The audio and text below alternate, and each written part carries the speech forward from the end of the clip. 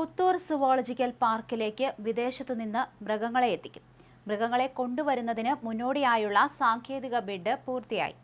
ആദ്യഘട്ടമായി 4 വീതം giraffe, zebra, African മാൻ വർഗത്തിൽപ്പെട്ട ഇലാൻഡ, green anaconda എന്നിവയെ കൊണ്ടുവരും.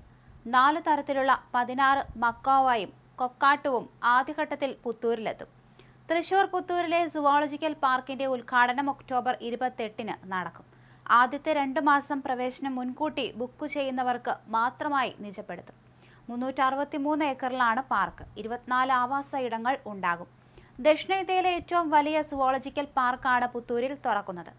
ഒരു ദിവസം മുഴുവൻ ചുറ്റിക്കറങ്ങി കാണാനുള്ള കാഴ്ചകൾ ഉണ്ടാകും. ജനുവരി മാസത്തോടെ എല്ലാവർക്കും പ്രവേശനം അനുവദിക്കും. ഫലത്തിൽ ഒക്ടോബർ 28-ന് ശേഷം 2 മാസം ട്രയൽ റണ്ണിൻ്റേത് കൂടിയാണ്. ജനുവരിയിൽ സുവോളജിക്കൽ പാർക്ക് പൊതുജനങ്ങൾക്ക് തുറന്നു കൊടുക്കുമ്പോൾ വിദേശ അതിഥികളെയും സന്ദർശകർക്ക് കാണാൻ കഴിയും. മൃഗങ്ങൾക്കും പക്ഷികൾക്കും അവയുടെ സ്വാഭാവിക ആവാസ വ്യവസ്ഥയാണ് പാർക്കിൽ ഒരുക്കുന്നത്.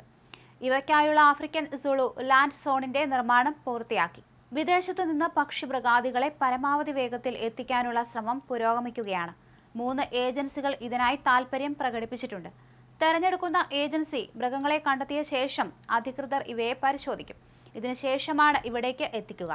പുത്തൂരിലെത്തിക്കാനുള്ള മൃഗങ്ങളെ തെരഞ്ഞെടുത്താൽ ഇവയെ 2 മാസം ക്വാറന്റൈൻ ചെയ്യും. അവയ്ക്ക് അസുഖമൊന്നുമില്ലെന്ന് ഉറപ്പാക്കിയ ശേഷമായിരിക്കും കൊണ്ടുവരിക.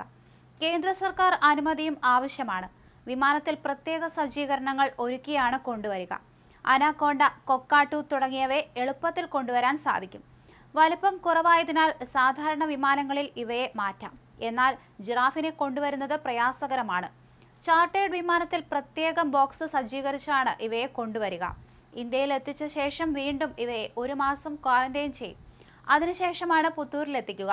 പക്ഷിമൃഗാദികൾക്ക് അസുഖമുണ്ടെങ്കിൽ 3 മാസത്തിനുള്ളിൽ അറിയാനാകും. അതിനാലാണ് 2 ക്വാറന്റൈൻ.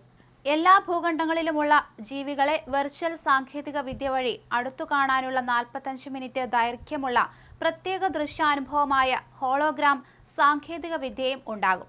തൃശൂരിൽ നിന്ന് പുലി, കടുവ, ഒട്ടകപ്പക്ഷി, എമു, 60 മാനുകൾ, മയിലുകൾ, വർണ്ണപക്ഷികൾ, കാട്ടുപോത്ത് എന്നിവയെ പുത്തൂരിലേക്ക് മാറ്റി.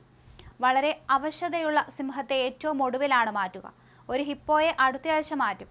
തൃശൂരിലെ 439 ജീവികളിൽ 191 മാനുകളാണ്. ശേഷിക്കുന്ന 131 മാനുകളെ പുത്തൂരിലെ സഫാരി പാർക്കിലേക്ക് മാറ്റും.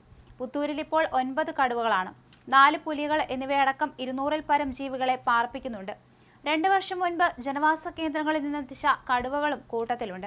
ഇവയെ പാർക്കിലെ ആവാസ കേന്ദ്രത്തിലേക്ക് തുറന്നുവിടേണ്ട സമയം കഴിഞ്ഞ ഘട്ടത്തിലാണ് പാർക്ക് വേഗത്തിൽ തുറക്കാനുള്ള നീക്കം തുടങ്ങിയത്.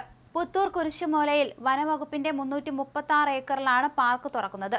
കിഫ്ബി വഴി ലഭിച്ച 331 കോടി രൂപയിൽ ഇതുവരെ 285 കോടിയാണ് പാർക്കിനു വേണ്ടി ചെലവഴിച്ചത്.